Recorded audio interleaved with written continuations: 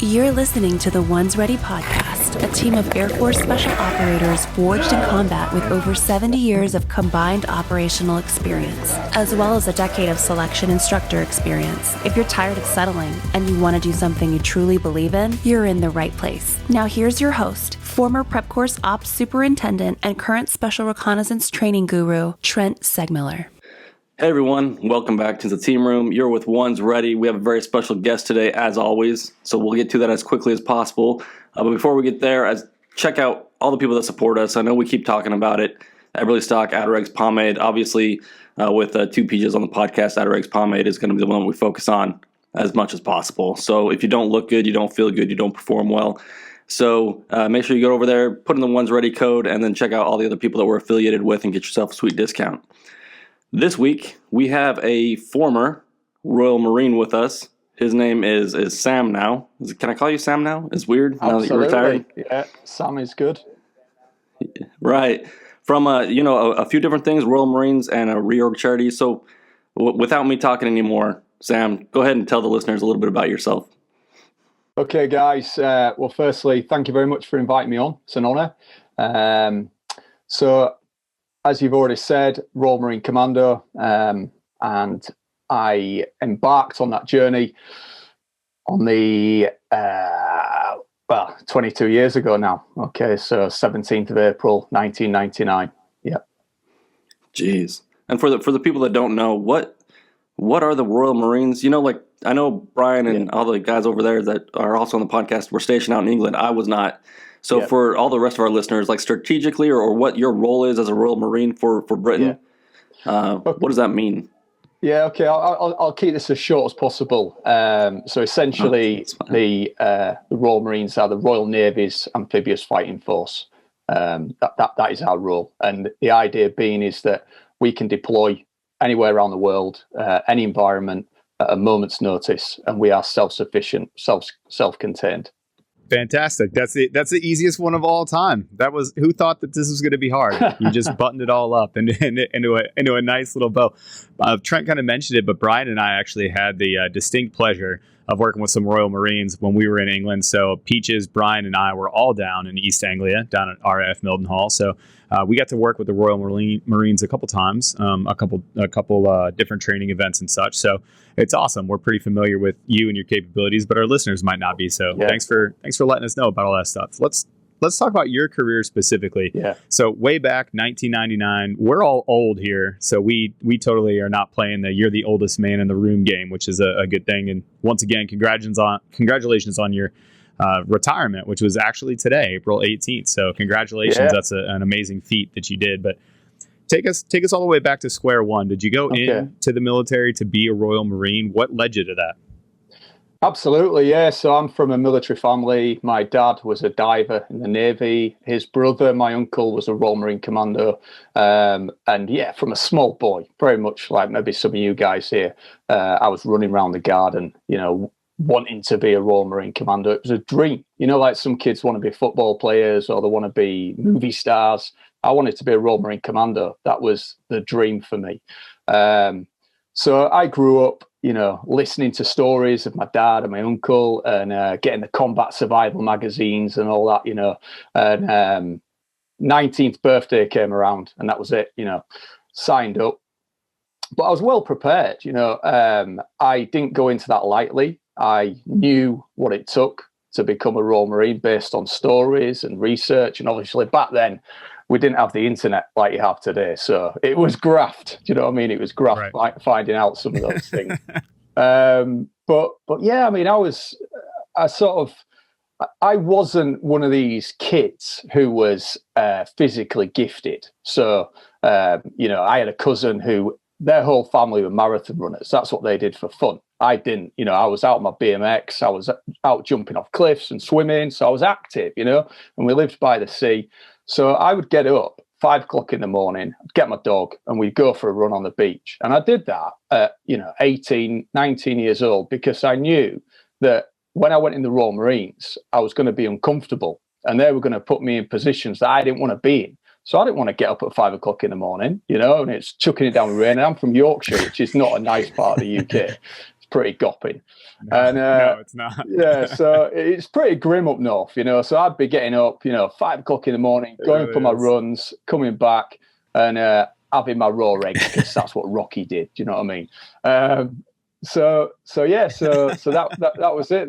The day came, and Mum and Dad took me to the train station, waved me off, and that was it. So I started Royal Marine Commando training at Lympstone, Devon, for those that don't know.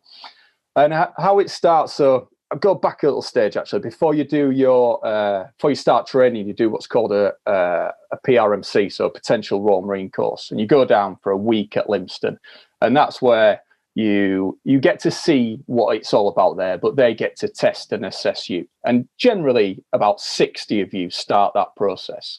And at the end of that week, about 15 to 20 will be successful. And then out of that, they make up a troop of 60 guys. So you've then started, so 60 of you, you've passed the PRMC and you start commando training, and it's 32 weeks long from start to finish. And at the end of the commando training, you have the 4 commando tests run over 4 days, one day after another. You do the endurance course, which is 7 miles, undulating ground, through water tunnels, a run back to camp, and then you've got to get all 10 shots on target. You do a 9-mile speed march carrying full kit.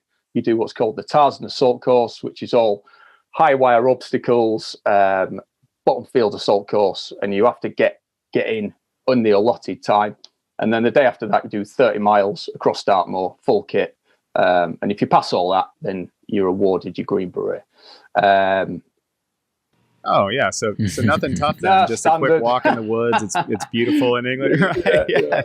That's intense. And, so there was, and that's a really high attrition rate. I bet that's not the easiest thing to get through. Well, there's 12 of us that passed. So 12 of us out of that 60 passed 7-6, with 763 troop, and we got awarded our Green Berets. So if you go right back to the beginning, that pyramid effect, there's like 180 of you. And then 12 of us, the dirty dozen we called ourselves at the time, passed. Yeah, sure. So, yeah, well, that resonates with our listeners. As you know, we focus specifically on people that want to get into Air Force special operations, and a lot of the, of course, I'm hearing you and your events, and I'm thinking to myself, man, I've been on a long walk like that. I've been on some stress events like that. What are some tricks and tips that you would have for getting through those long walks? You already mentioned one of them, which is put yourself in those uncomfortable positions first, so that you're not, you essentially gobsmacked, to steal one of your phrases, by the first time that you're in one of those events. But what's some other advice that you would give to people that are just looking to get into something really, really heinous like that? Yeah, absolutely. I mean, I think this is awesome what you guys are doing, preparing them for these courses, because like when I started, there was no one doing this. There was no one giving that advice. And I think that is key. And to answer your question, preparation is the best possible form, whether that's physical or psychological, whether you're, talking yourself through the event before you go and do it, just imagining yourself in those situations and how it's going to feel before you actually go and do it. And, for anyone who's skydived, that's the same sort of thing. You're in the plane, you're going through in your head what it is you're actually going to do. So when you do it, it's not such a shock to you. It's not like, whoa, what's going on here? But you've already put yourself in that. So if you are going on a course that is hard and it's going to be tough, put yourself in that position before you go and do it, because that's what we do in the military, isn't it? That's why we train hard. So when we go and fight, you've prepared yourself as best as possible, physically, but more importantly, psychologically. So preparation is the answer to that question. Yeah, that's exactly right. And, what I've told people before is like, you can't get the exact experience and the exact push-ups, like whatever you're going to be doing in selection, obviously that kind of thing. But mentally, you can get to that place to where you're completely smoked. You're at mental fatigue as well as physical fatigue, and then you've experienced that before. And if you can do it with a group of other people that are going after the same thing, then that's also going to be a really beneficial thing for you to start up. So speaking about being in difficult positions, that kind of stuff. From what Aaron was telling me is that you had some other duties on the side as far as like close combat instructor, that kind of stuff, and you ended up actually being the first Royal Marine to get a black belt in jiu-jitsu, that kind of stuff. So tell us about that journey and how that kind of started. Yeah, so I as I said in the beginning, Royal Marines, we're self-contained, we're self-sufficient. So everything we do, we've got to provide the instructors to teach it. So we've got our own platoon weapon instructors, got our own drill instructors, got our own physical training instructors. So, but you double hat. So you might be a physical training instructor, but you're also a section commander that goes on the ground and does the job. So you wear many hats. Yeah. So as part of being a physical training instructor, one of your roles is being a close combat instructor. So you're going to teach the recruits that go through Limston close combat. But then when you get to the commando units, you're going to do that continuation training. You're going to teach the lads back at the commando units close combat training. Now, when I went through as a recruit, it was limited. It was very, very little. And I was quite shocked, actually. Even as a young 19-year-old, I thought we'd get more than what we did. And it was just your basic, like, goosenecks and stuff like that, And I thought we'd be doing it, like, every day. So when I got to a position where I was actually a physical training instructor and I could actually do something about it, I ran with it. There was already a close combat syllabus in place, which was great. It was really, really good. And that was my first experience of Brazilian Jiu-Jitsu. And the reason being is that the guy on the course, the PT1, so we were all corporals. He was a sergeant, and he was taking us for this close combat instructors course. He had recently got into MMA, and he was a boxer by trade. And he trained with a wrestler and a jiu-jitsu guy that basically just took him down and just totally like owned him.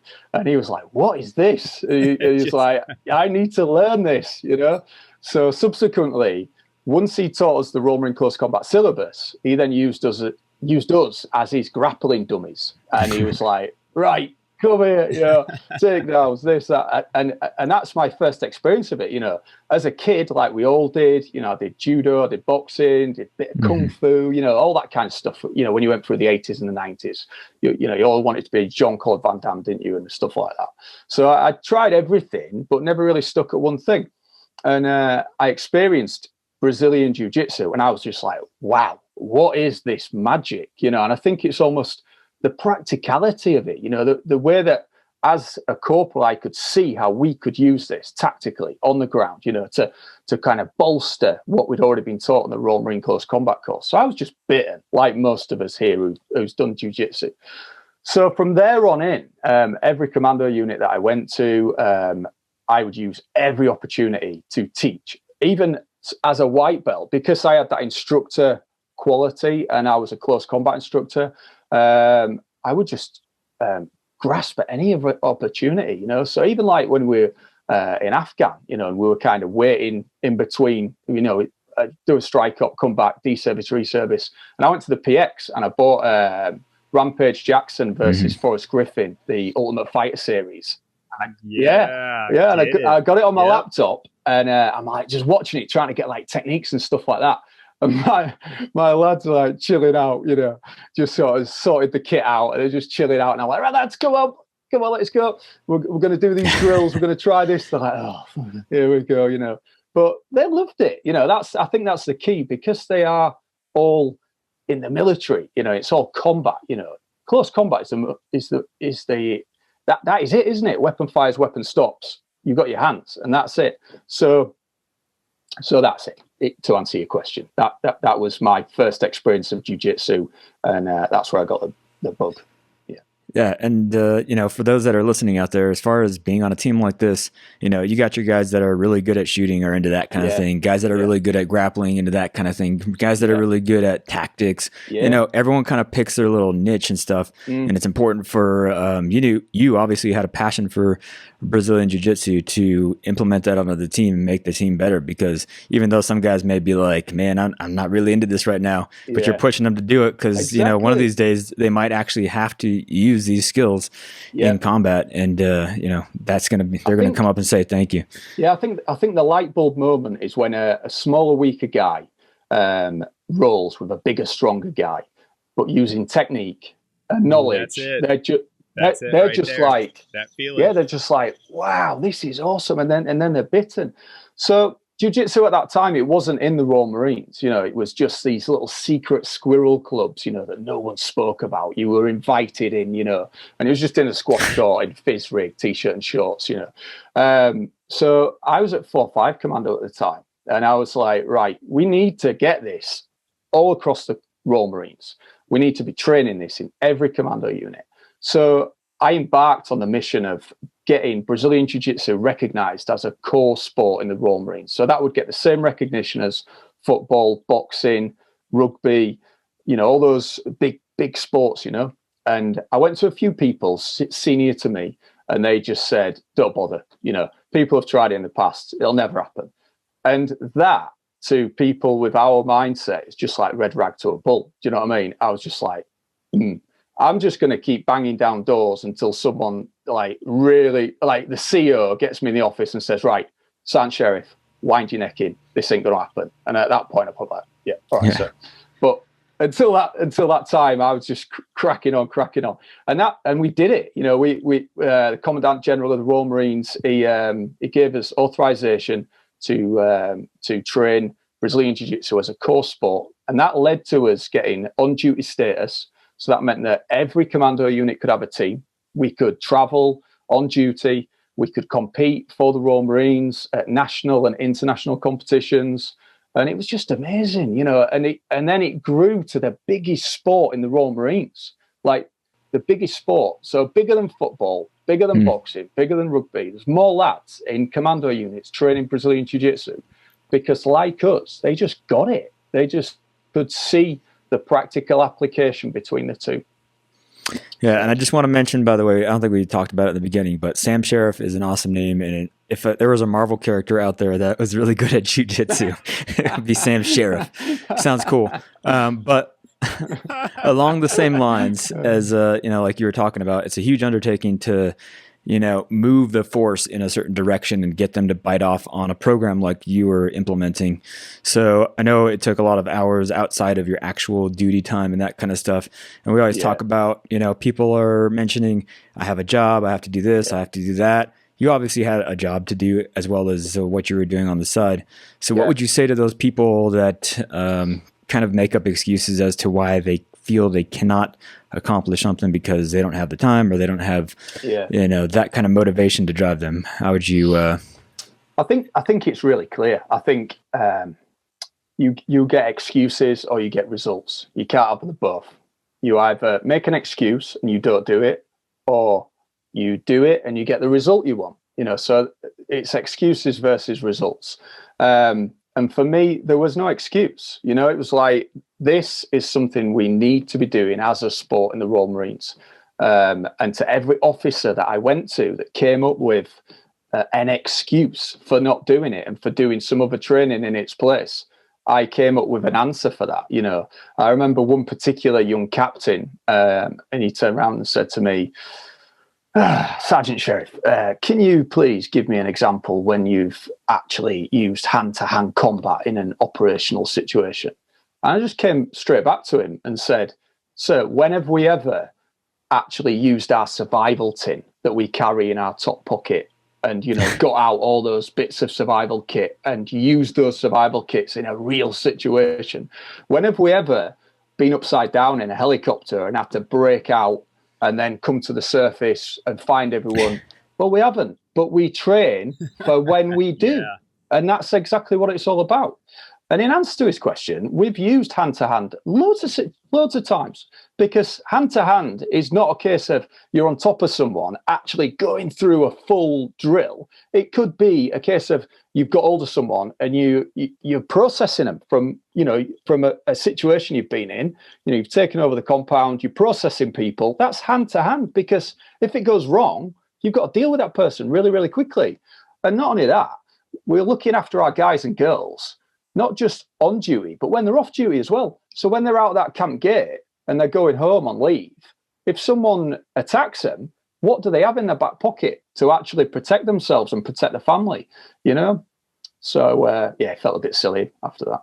Yeah, that's a great point. It's hard to believe that you actually had to, explain that to him, because I guess when you're in the kind of circles that we run in or experience the things that we have, like of course, that's the reason why you're going to do it. It's a no-brainer for us. But I got to say, it's funny watching Aaron and Brian's face, because some of the, wind your neck in and stuff like that, like they haven't heard that since they left the UK. But my wife is English, so she tells me to wind my neck in all the time, and much more vocabulary than, and she still teaches me a lot of English vocabulary. So it's just funny to see their faces going like, man, I haven't heard that.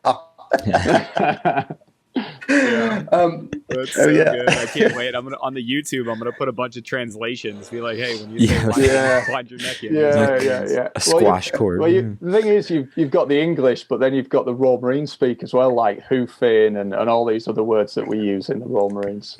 I think that particular officer, though, I think he's an example of someone that actually has never done any kind of proper hand-to-hand stuff. Because generally, if you've not done something and you don't get it, or you're not very good at it, you back away from it and you're like, I'm going to find an excuse as to why I don't need to do this, or why I don't think we should do it. And more often than not, you get those people on the mat, and it's like a light bulb moment, and they experience it, and then they're like, oh, right, I need to get involved in this. And like at 4-5 Commando, our dojo was on the bottom floor, and the weights room was on the top floor. And you get all the big lads, going in to do their deadlifts and their squats and all that. And you'd see them looking over into the dojo, and we'd be grappling. And you could see they wanted to join in. They really wanted to join in, but their ego was not allowing them to, because they didn't want that young lad straight out of training, like tapping them out, And it's like, what's worse? Another Royal Marine that's a bit more junior to you tapping you out, or someone on an operation or in a public order situation, or worse, like when you're at home with your family. Do you know what I mean? Yep. And that translates to so much more just outside of combatives and jiu-jitsu. I mean, it's just people don't like to do things that they're not good at, or that they could potentially feel like they're embarrassed. But failure is just a point of departure that we can actually learn from, and we can eventually end up succeeding. But that's a whole nother podcast. Yeah, absolutely. Absolutely. Yeah. But what I did want to talk to you about is ReOrg. I mean, you have obviously spent a life dedicated to martial arts, combatives, jiu-jitsu. So what led you to ReOrg? Okay. So part of me being a physical training instructor, I'm also an exercise rehabilitation instructor. So what that means is that you get lads coming back for and all manner of different injuries, same as what you guys have experienced. So my job was to go get a diagnosis from the medical officer, the doctor, to say this is what's wrong with this individual, and then give them a training program, exercise rehabilitation, get them from point of injury back to operational effectiveness. So I enjoyed helping people. I enjoyed seeing people go from bad position to a good position. I enjoyed that process. I obviously loved martial arts. So the two kind of merged perfectly. We'd got Royal Marine, Brazilian Jiu-Jitsu sorted. That was running. That was all good to go. So that could allow me to focus my attention to this. Now, this come about at a time when I met a gentleman called Alan Shibaro, awesome guy. I don't know if any of you know him. And he came over to the UK. We met. Told him the story of Royal Marine Jiu-Jitsu, and we just got on so well. And he told me about his organization that he founded, We Defy Foundation. And he just loved what I'd done with Royal Marine Jiu-Jitsu. And he actually offered me to run We Defy UK. And I was blown away by that. It was because I knew it was his baby, and for him to kind of entrust that to me, it was a huge thing. But I felt it was really important that we had our own identity, and we did our own thing. So he completely understood that, completely got it. And he said, look, anything you need, anything that I can do to help, I'm here for you. He says, one bit of advice, get the name right and get the the branding right, getting the logo right. So I spent a bit of time in my lounge with my sketchbook and my crayons, and I was thinking about I was thinking of all different things, you know, and I was going down the road. I knew I wanted it to be like from bad to good, dark to light. And I was thinking of all jiu-jitsu grappling terminologies like switch and reversal and stuff like that. But obviously I'm trying to appeal to people in the military that have never done jiu-jitsu or grappling before, so they just won't get that. So then I came up with ReOrg, because everyone in the military knows what a ReOrg is. You know, and for your listeners that don't know what a ReOrg is, essentially, as a section, you fight through an objective, you close round in all round defense, and you check each other off.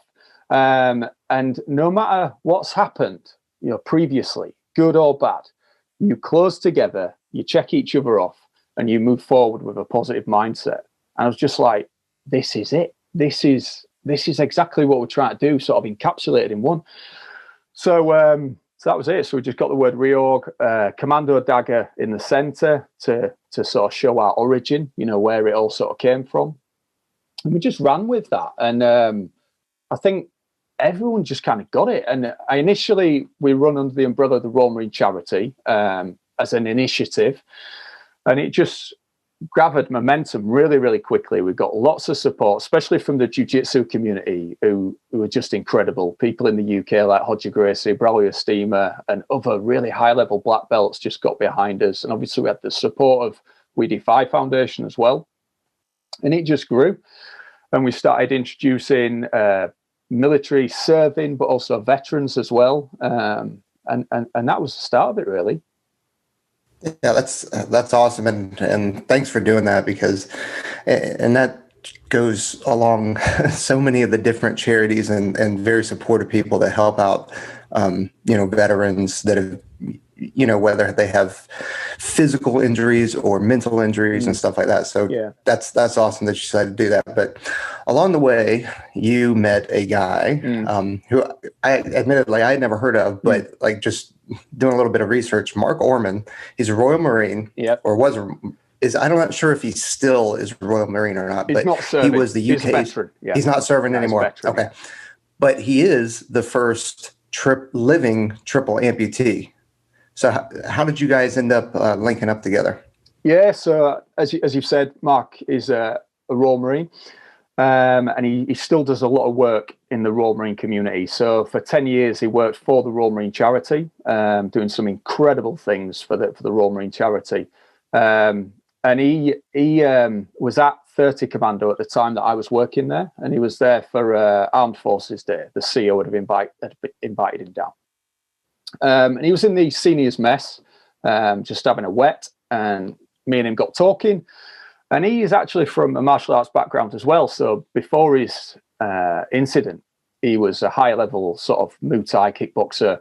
And then he had his incident in Afghanistan, and that's another story. And he became a triple amputee, but he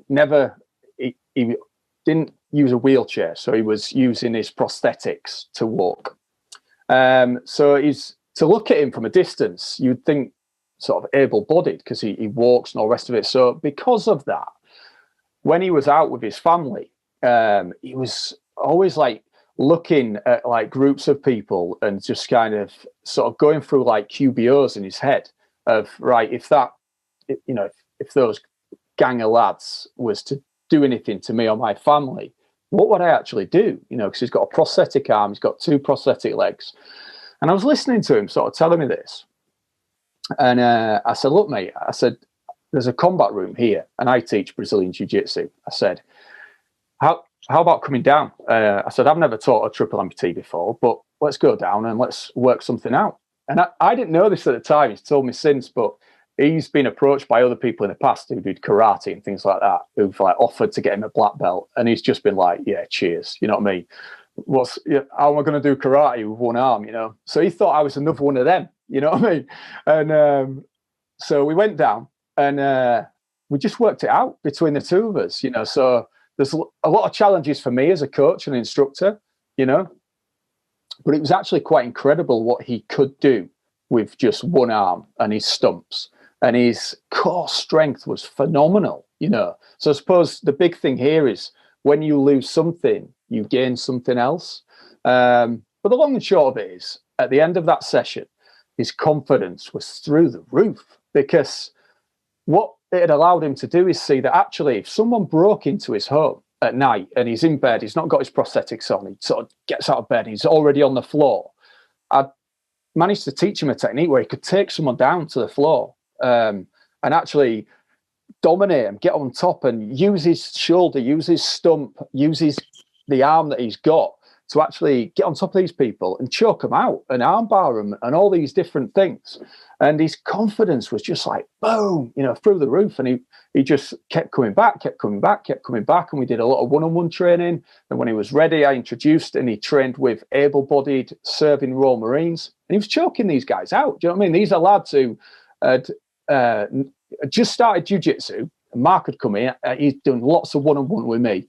And they were like tapping hands. And he was, boom, straight in like a little honey badger. So that's what I nicknamed him, like the honey badger, because he's just like tenacious. Yes. You know?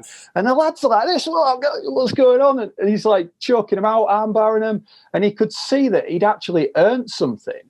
You know, when he got his first stripe and stuff like that, he was earning this through legitimate hard work, dedication. It wasn't pity. Do you know what I mean? It was like real. So then obviously time goes on and he actually gets his blue belt, and you know what a moment that was for him, you know. So a really good close friend of mine and an absolutely incredible human being. Well, Sam, I'm sure you know this already, but and saying nothing that you don't already know, but I mean, you probably saved his life in more ways than one, because you enabled him or gave him the ability to defend him and his family.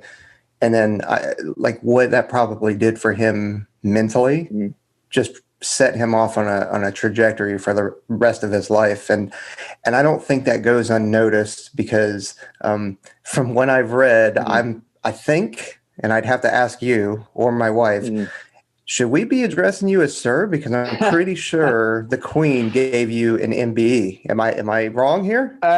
You don't need to address me as sir, no. But you are right. Yes, the Queen, but we will. The Queen very kindly, gave me an MBE, which absolutely blew me away. And it was not long after I got my black belt. So what a year that was, you know. I got my black belt, and then a few months later, I kind of got told, you've been put forward for an MBE, and it's been accepted, and you're going to be going to Buckingham Palace to collect it. So just mind blowing stuff. Crazy. Like if you sort of said that to that 19-year-old, you know, that I was talking about at the beginning, who was running on that beach at 5 o'clock in the morning, it'd have been like, what? Nah, I don't think that's going to happen, you know. Well, I got to ask Sam, what was more mind blowing? Was it getting your black belt after, you know, a decade of training and hard work and blood, sweat, and tears on the mat, or was it getting recognized by the Queen? Absolutely the black belt, because. Yeah, I mean, now we're talking. No, seriously, you know, because I think anyone who starts jiu-jitsu, you don't ever expect to get a black belt, you know, because it just seems like light years away. It's just, as a white belt or a blue belt, even a purple belt, you're like, you know, I don't know if I'm ever going to get to become a black belt, you know. So the black belt was years and years of hard dedication, grit, graft, sacrifice. But the MBE was like, again, it's completely different, you know, because it's something, again, I never expected to happen. And I suppose the reason I got it as well, you know, so getting it for ReOrg, which is essentially Brazilian Jiu-Jitsu. So, you know, someone said to me, no one's ever got an MBE for, you know, creating a charity through Brazilian Jiu-Jitsu. So I suppose that in itself is quite mind-blowing, you know.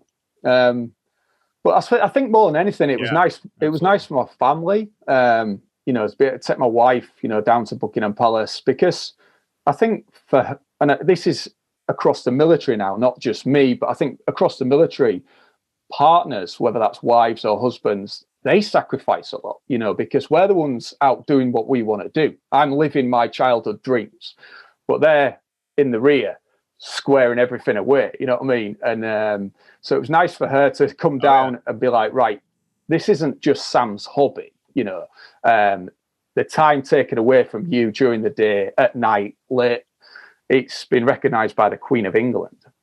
So that was quite nice, yeah. Well, it's got to be pretty nice at the pub. I mean, you're already a black belt, and now you can be like, well, I've also got an MBE, no big deal. That pretty much ends any argument you've gotten in. It was nice. It was, So I want to ask, just because I've lived that life on the mats, I am a jiu-jitsu player as well, and we talked about it before in our first conversation. I totally get it. I already know the answers of the questions I'm about to ask, but why Brazilian Jiu-Jitsu with ReOrg? What does that actually do? What are the benefits that you found for BJJ, especially when you start talking about, the veteran community? Yeah, no, exactly. There was a moment, and I was at 30 Commando as well, actually, and it was a Royal Marine veteran who I was at 4-5 with, and I'd not seen him since I was at 4-5. I didn't recognise him, he was in a suit, he had a beard and all that, and we had a little chat. And I was talking I'd not long sort of got ReOrg established, and I was chatting to him, and he was saying to me about how when he left the Royal Marines, felt like he'd left his identity, because whilst he was serving, every day, they get up, do phys together, train together, fight together, sleep together, eat together. Everything you did it together as part of this tribe.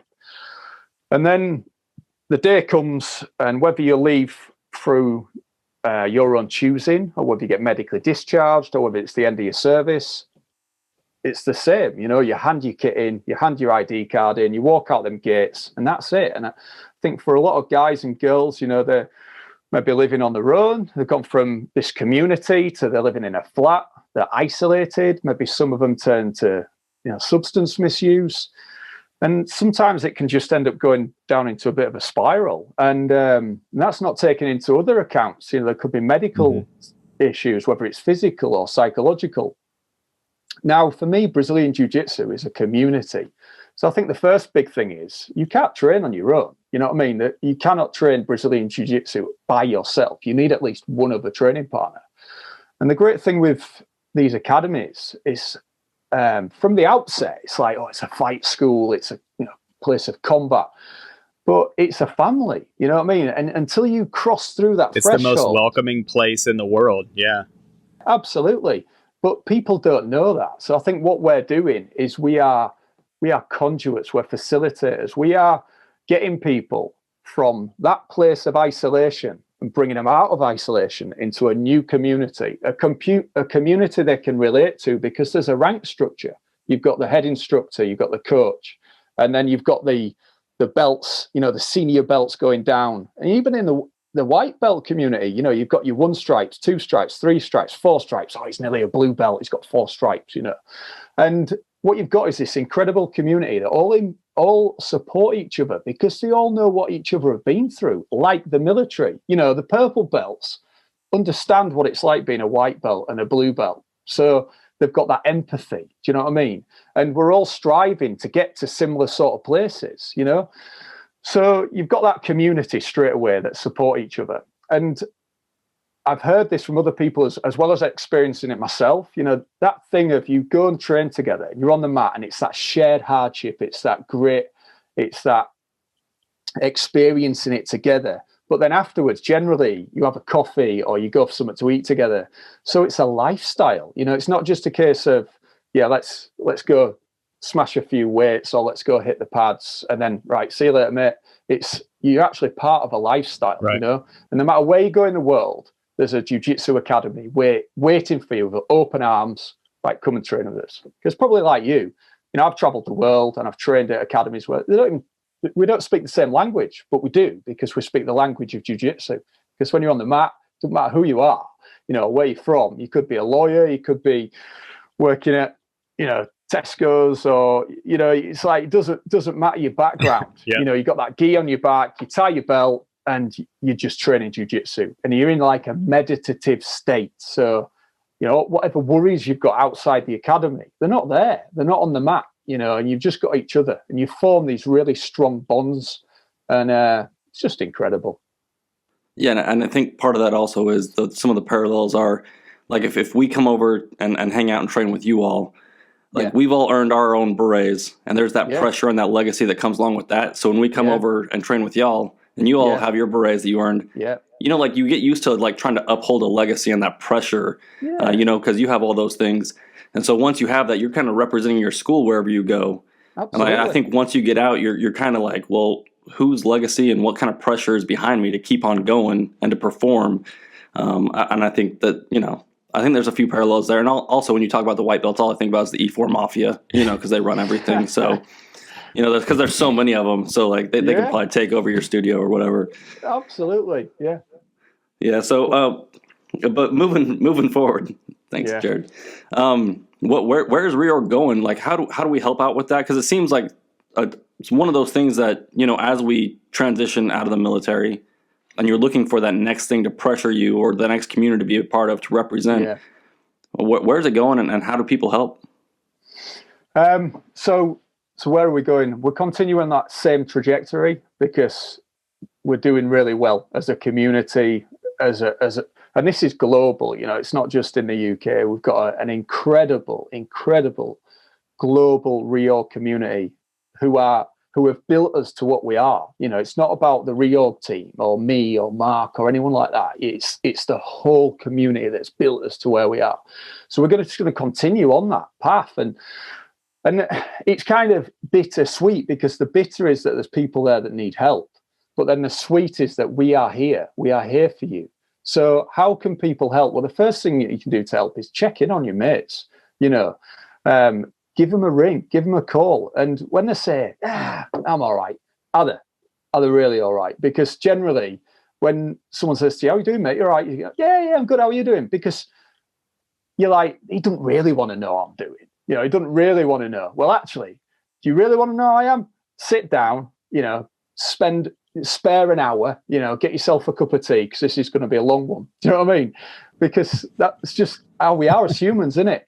So that's the first thing that I would like your listeners to do, is just check in on each other. We've had a real stinker of a time lately. So check in on each other, make sure you're all okay. The next thing is just to spread the word, let people know about ReOrg, what we're about, and our supporting kind of organizations like We Defy, another incredible organization. And you've got Veteran Grappling over in Australia. So it's a huge global community. So just get involved. Yeah, for sure. And who are I like to, follow the organizations I want to follow. And then I also want to look at all the people running that organization and also follow them. I like to go down that, like, rabbit hole of social media. Yeah. So we've got a website. So, ReOrgCharity.com.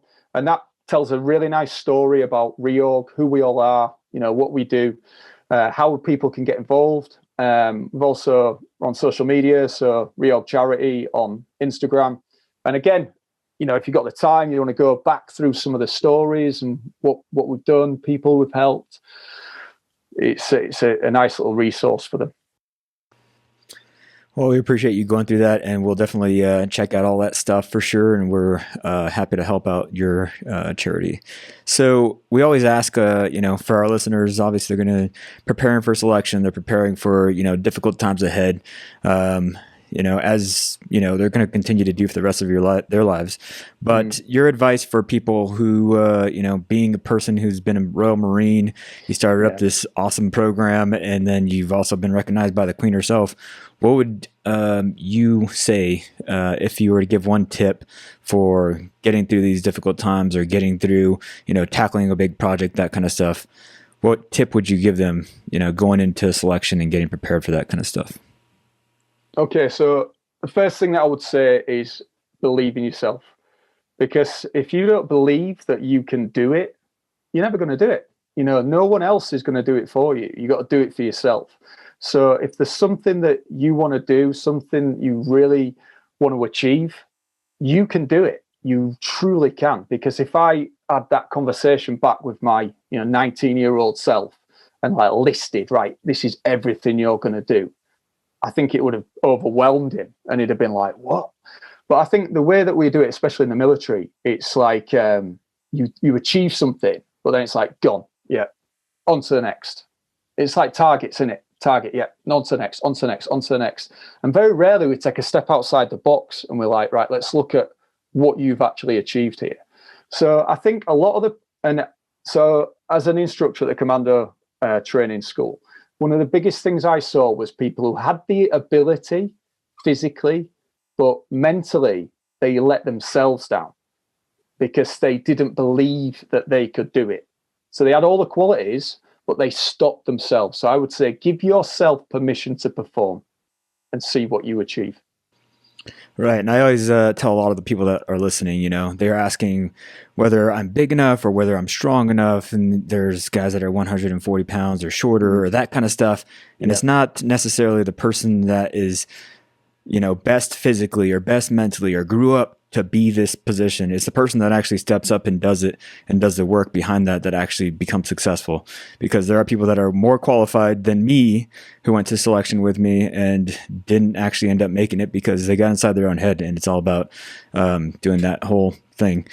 Yeah. And beyond that, I think, it's really important, like you said, to just put into perspective what you're actually going to be doing as far as training physically, mentally. We were talking about, the Brazilian Jiu-Jitsu, and it comes up a lot in the people that we end up interviewing because it's that whole mindset, as you went on and talked about, it's about the team. It's not about yourself. Yeah. It's about staying humble, staying active, knowing your limits, continuing to push on when, your job is gone.